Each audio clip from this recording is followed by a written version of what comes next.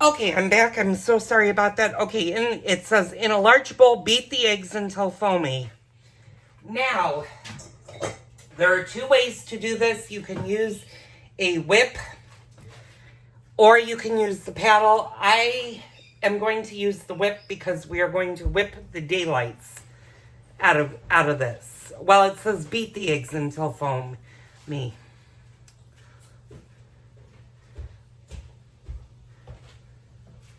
And should fall from the beaters. Well, since it says beaters, I'm going to use this.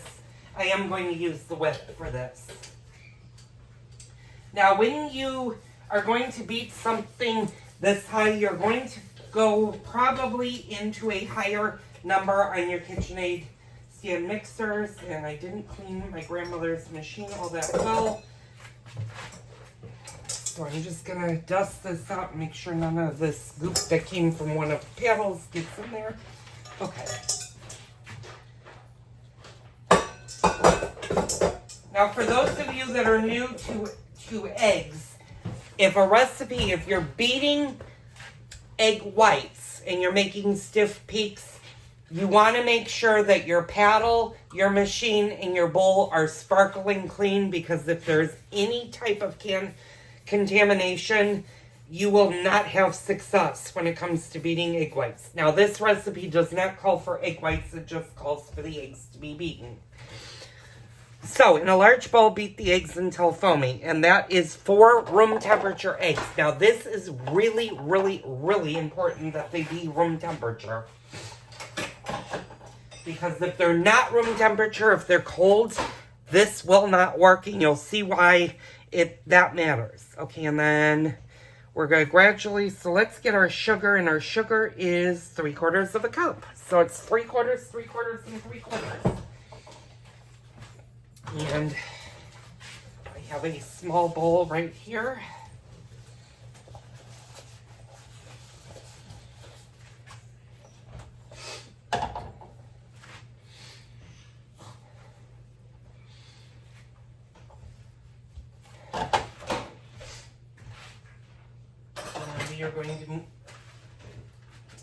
We're actually going to put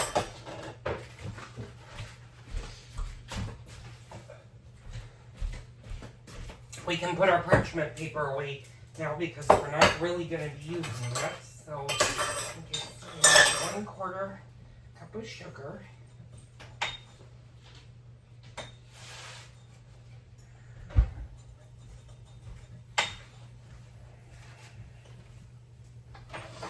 You might be asking me, am I using King Arthur sugar? Because King Arthur actually, no. I take that back. King Arthur does not make a sugar that I'm aware of. Although I do buy my sugar at the same place I do buy my flour, and that's Costco. And I usually get the 10-pound bag of sugar because it's not much more expensive than the 5-pound, and I get double the amount. Okay, so those are our sugars out. Now I can put the sugar back. Oh, pardon me.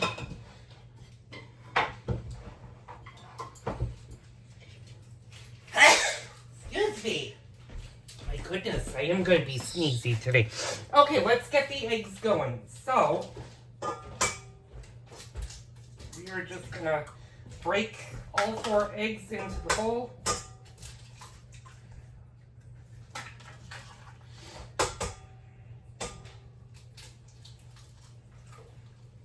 Now, if you get shells in your eggs, is it a big deal? Yes.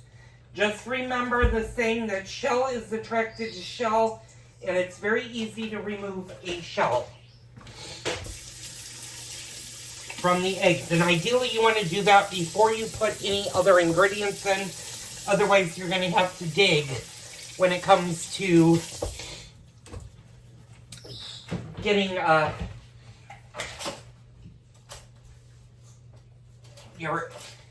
shell out of your eggs.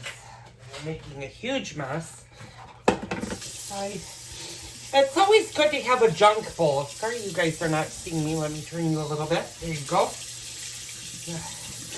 And by junk bowl, I mean, it always is helpful to have a little bowl on the side that you can put your shelves with, especially if you're not right next to the garbage can, although I happen to be next to the garbage can, and for a change, you guys are not sitting on the garbage can. So, what I'm going to do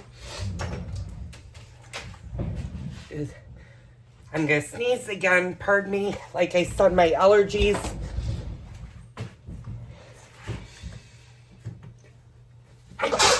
are just going bonkers today. Oh, my goodness.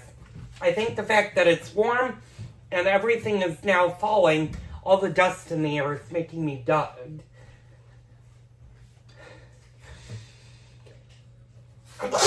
Oh, excuse me. Okay, hopefully that's enough of that. I'm going to wash my hands again because I did sneeze.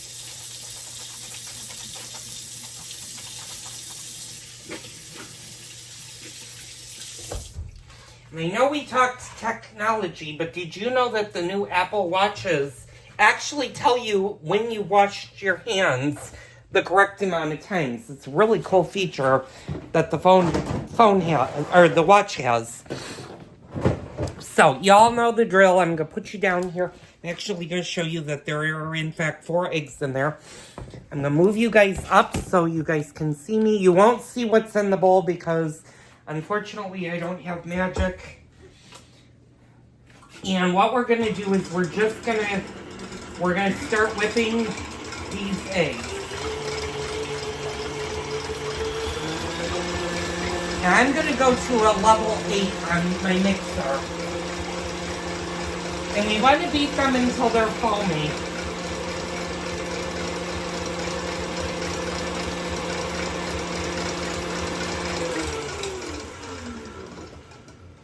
And I will show you that, in fact, they are. Let me move this guy out of the way.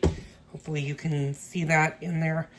Hopefully that's coming down. That's foamy. That's when you gradually add your sugar. And it's all foamy. You're going to sprinkle in the sugar gradually while you're beating it.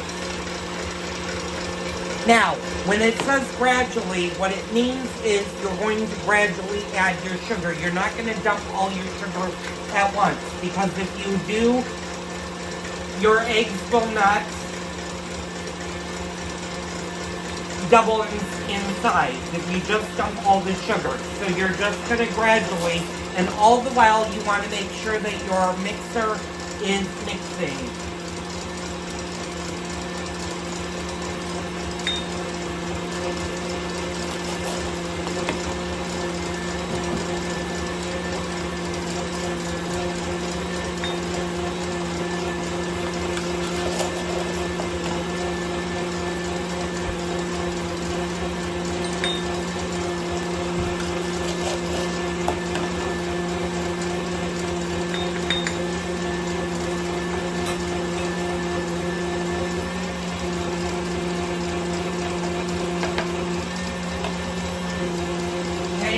Now you're going to continue beating the batter until it's very thick and it's a light in lemon color. That's going to take a while. It can take up to 8 minutes. So I'm going to move you guys over here so I'm not yelling at you guys while that's going on in the background. You may have noticed I locked the machine, so this is not able to move. If you have a stand mixer like this one that is the tilt back, it is very important to actually lock your machine down. Now, I have seen hundreds of videos, including Martha Stewart and some of the big chefs, that don't lock their machines down. This could pose a very dangerous problem, especially if you have kids in your kitchen and they're youngsters that can lift the bowl and can actually cause a huge mess, or they could get their fingers caught. So it's always good to lock your machine in the down position when you're using it. Can you get away with not doing that? Well, yes, you can. If you're the only one in the kitchen and nobody else is around, you can get away with that. and do that, but I don't recommend that. I do that very seldom. Of course, I don't use this machine much anymore because I have a much larger capacity machine that I use. Okay, and I'm going to bring you guys over so you guys can see what's going on. That's now starting to get into the lemon color. And I'm going to read the book, and that was not quite 3 minutes. Okay, when the batter is sufficiently, it should fall from the beater and pick ribbons. So I'm going to put you guys down. I'm going to move you guys up for a second so you guys hopefully, I don't know how well you'll see this. You'll see this pretty good. Okay, so now it should fall from the beaters in a stiff ribbon, and let's see if it does that.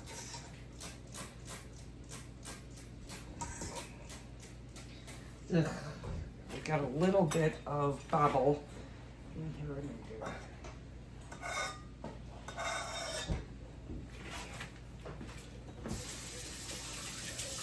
So it is falling from the beater, but I wouldn't necessarily call that as a stiff ribbon, so we're going to beat this just a little bit more. Let me go over here and I need to just rinse my beater really fast.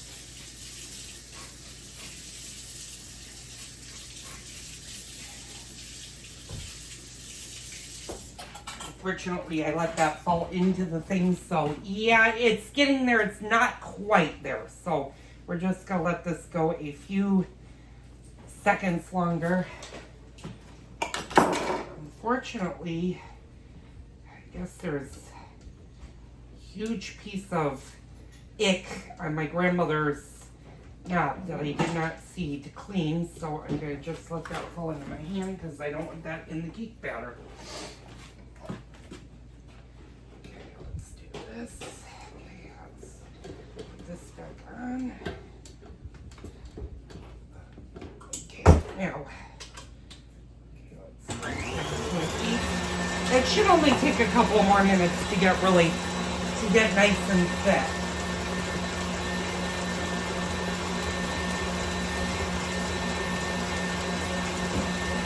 And the amount on top of the remaining batter should be in the thing. So what we're going to do is we're going to see, yeah, that's better. You can see now that it's falling in ribbons, and then there's a little bit of a mound that's remaining and is not sinking right away. So that's pretty good. That's what you want to do. Sorry about the jiggling. Okay, so now that that's done, just before being reabsorbed, just before you stop eating, add the vanilla. So we need to add 1 teaspoon of vanilla. So this does need to be measured a little bit. There's my vanilla. And again, you all know I'm partial to the pure vanilla extract, and you know why. I think it said 1 teaspoon. Yep, this is a teaspoon. We're going to do that, and we're just going to let it go. We're just going to beat it a little bit heavier. Give it about a minute.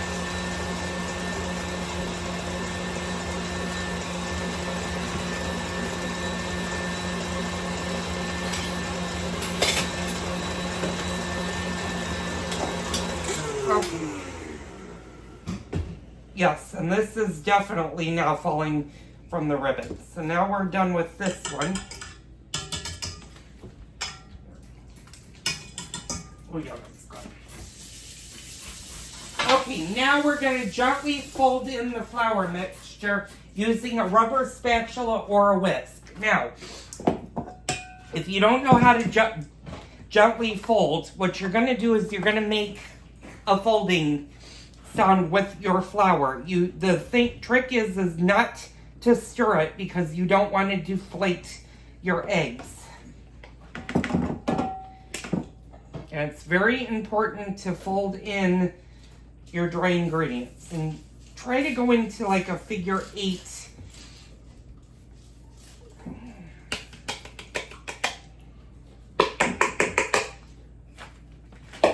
when doing this, and it's really hard to show you how to fold in, but this is what they mean fold in. You're just gonna fold in. You're not really mixing because you do not want to mix. You don't want to deflate your eggs. And this is especially true if you're doing egg whites, that you don't deflate them because you need the height of the eggs. Okay, so spread butter even into the prepared pan. So now what you're gonna do, get this stuff out of the way. And you do want to be a little bit quick on this part because the longer your eggs sit, the more they are apt to start breaking apart and folding down. But okay, so we got our parchment paper. I'm going to move you guys to this side of the room again, and I'm going to bring you down so you guys can see this. So I've got my pan here with my parchment paper. Let me get the breadcrumbs that was on my husband's flour. You just want to get that in there. And now you just want to spread this on top of your jelly roll pan. Oop, and I didn't do a great job folding. So make sure that all of this flour that sank to the bottom is now folded in. And apparently there was a lot of flour that did not want to get folded in, and I don't know why.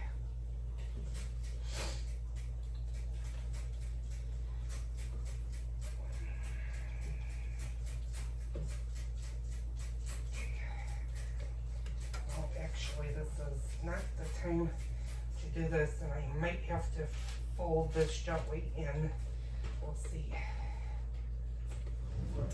You know, fortunately or unfortunate, my grandmother's cake or KitchenAid stand mixer, like I said, I haven't used it in a while, so this may not work. We're going to see if this works.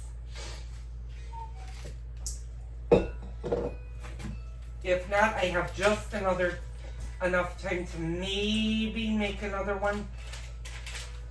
Okay, I'm just gonna fold in this because unfortunately this should have not been this thick, but we're gonna see if this will work.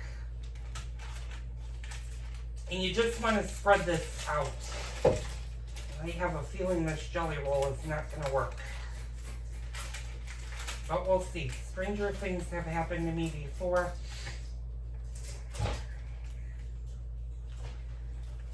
This almost looked like a batter from a thick cake where all of the mixture just fell to the bottom. So sometimes that can be a problem, but hopefully I was able to get most of this stirred in. Now,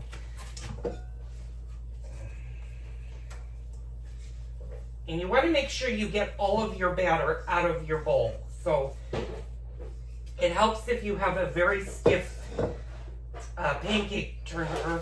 Well, no, this is actually a spatula. The pancake turner is more something else.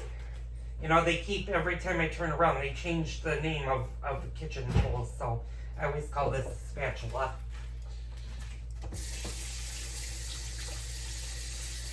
So now we're going to shove it into the oven, and we're going to cook the cake for 12 to 14 minutes. And I'm going to show you guys how it should look. Hopefully it comes out, we'll see. I'm going to put it in the oven for 12 to 14 minutes. We're going to go with 12 minutes and see how that comes. Ooh, you're at 20 minutes already. Okay. All right, so I'm going to stop the video while that's going. I'll pick it back up once that comes out of the oven. I'm going to take 4 eggs out just in case I have to do this again. This might have been a practice cake, and we might have to do this again. So I'll be back in a bit. Stay tuned. Okay, hi all, welcome back. I have 1 more minute on my timer, and I've been looking at the jelly roll cake, and it is looking less and less likely like this is going to be a success. So what happens if you do make a mistake or something doesn't go right? Well, make another one. Fortunately, it's still only 11:46. However, I do not have room temperature eggs, and they will take a couple of hours, pardon me, to get to room temp. Oh my God, pardon me, I'm sneezing. Apologies, I'm gonna. Okay, y'all, I'm back. It has been 12 minutes. I'm gonna check the cake. And it needs to go maybe for another minute or so. I'm going to do 2 minutes because that'll be the full 14. I don't know if this one will be successful. So I figured I would do a quick segment on what happens if your cake is not successful or you make a mistake with the recipe.